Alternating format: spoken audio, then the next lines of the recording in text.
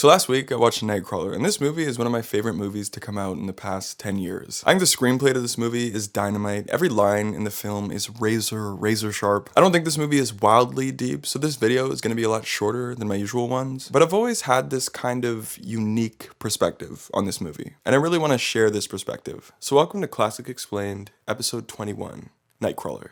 This less formal analysis will consist of only one theme, corporate psychopathy, where we'll discuss a book called The Corporation, Lewis's psychopathy, Lewis's methods, Nina's news network, Lewis and Rick's relationship, and Lewis and Nina's relationship. And if you like this video, please give a thumbs up and a comment, it helps so much. And if you want to see more of these, please make sure to subscribe as well. Let's get started.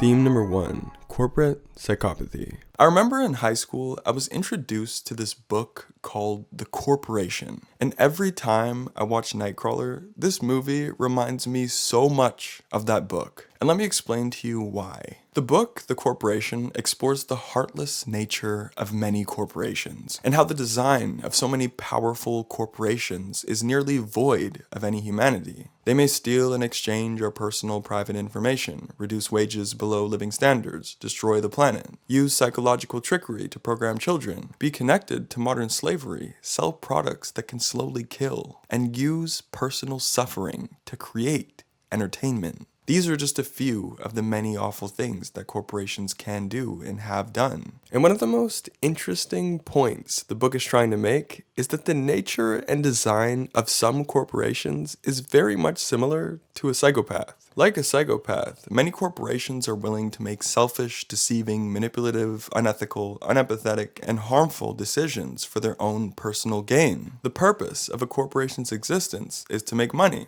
and they do nearly whatever they need to get what they want. All of their operations, philosophy, branding, and core values are entirely intended to dominate or eliminate the competition, capture the customer, and make more money. So every time I watch the movie Nightcrawler, I can't help but feel like the book, The Corporation, and the movie Nightcrawler are trying to make a similar point. Nightcrawler uses its main character and a corporate-run news network to explore the shared nature and true chemistry between a corporation and a psychopath.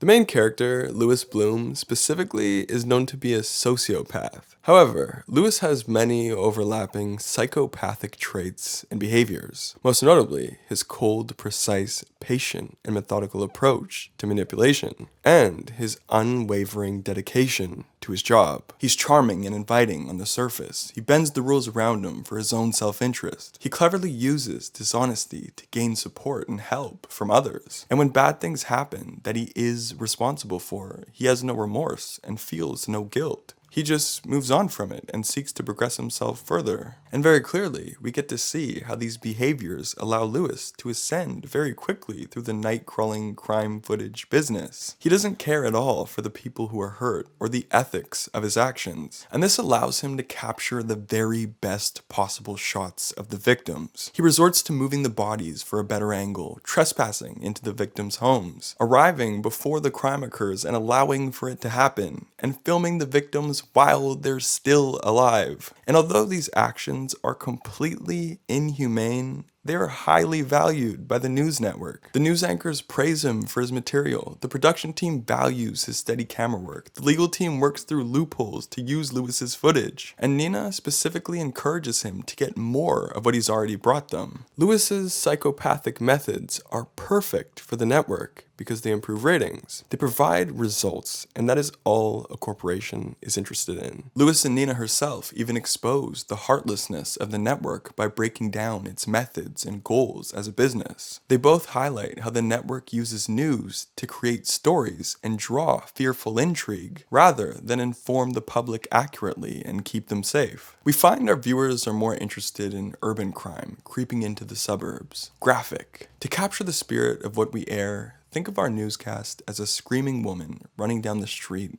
with her throat cut.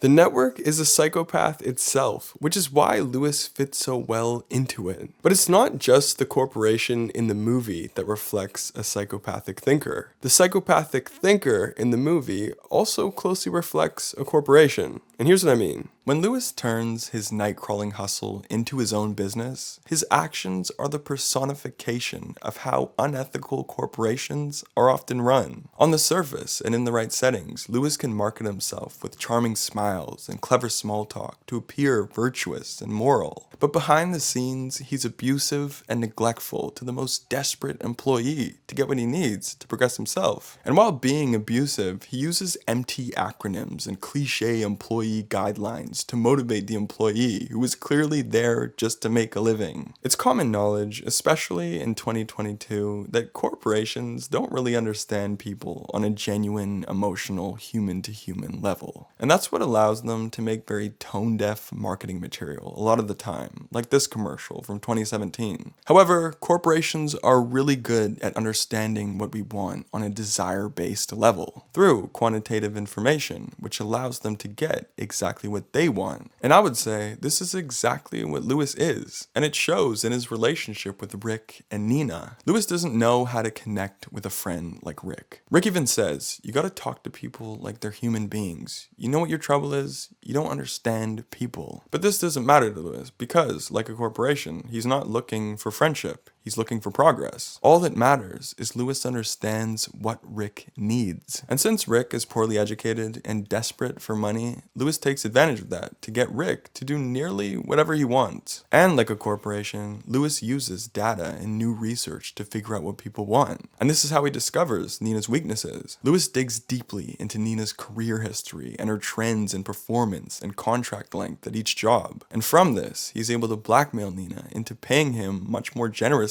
and sleeping with him on a regular basis. But over time, throughout this film, as Lewis and Nina find greater success working together to get one another what they each want, Lewis allows Nina to further embrace the stop-at-nothing corporate side of her personality and essentially escape her humanity. And this is where we get my favorite scene in the film, approaching the end of the movie, where Nina is sexually aroused by the gruesome footage from Lewis that she is about to air. Behind them is a shot of Lewis's closest companion, Rick, dying. And Nina expresses in a romantic, sexual, whispery tone how bad she wants the footage, and goes on to express how beautiful the footage is. And there's this angelic music playing in the background. It's this eerie and repulsive, unholy matrimony between the successful corporation and the heartless psychopath.